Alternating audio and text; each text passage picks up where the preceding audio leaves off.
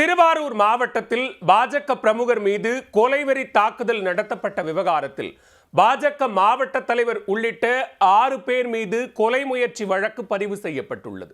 உட்கட்சி கருத்து வேறுபாடு கூலிப்படை வைத்து கொல்ல முயலும் அளவுக்கு சென்றது எப்படி?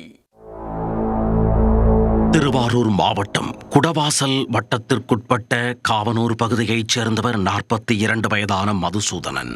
இவர் பாரதிய ஜனதா கட்சியில் முன்னாள் விவசாய பிரிவு மாவட்ட தலைவராக பதவி வகித்தவர்.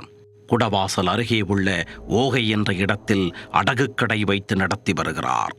இந்நிலையில் புதன்கிழமை இரவு கடைவாசலில் அவர் அமர்ந்திருந்தார். அப்போது 3 இருசக்கர வாகனங்களில் வந்த 6 பேர் கொண்ட கும்பல் திபுதிபுவென ஆயுதங்களுடன் வந்திறங்கியுள்ளது.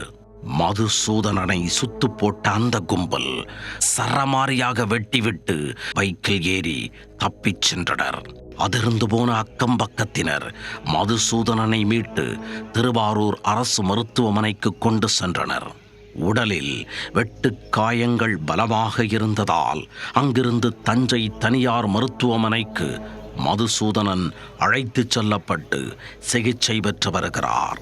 தகவல் அறிந்து வந்த போலீசார் மதுசூதனன் மீது நடைபெற்ற கொலைவெறி தாக்குதலுக்கு பாஜகவில் உள்ள பிரமுகர்களே காரணமாக இருக்கலாம் என்ற சந்தேகத்தில் விசாரணை மேற்கொண்டு வந்தனர்.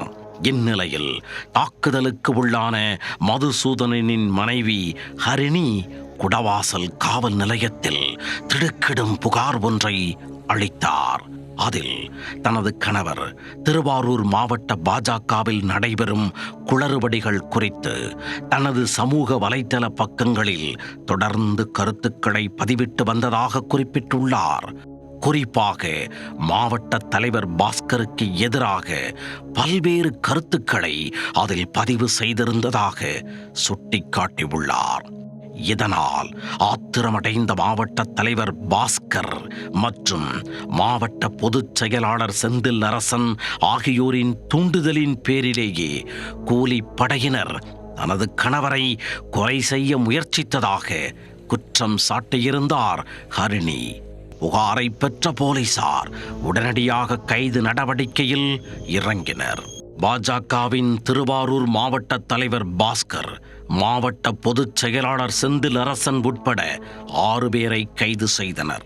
அவர்கள் மீது கொலை முயற்சி உள்ளிட்ட 2 பிரிவுகளின் கீழ் வழக்கு பதிவு செய்து விசாரணை மேற்கொண்டு வருகின்றனர்.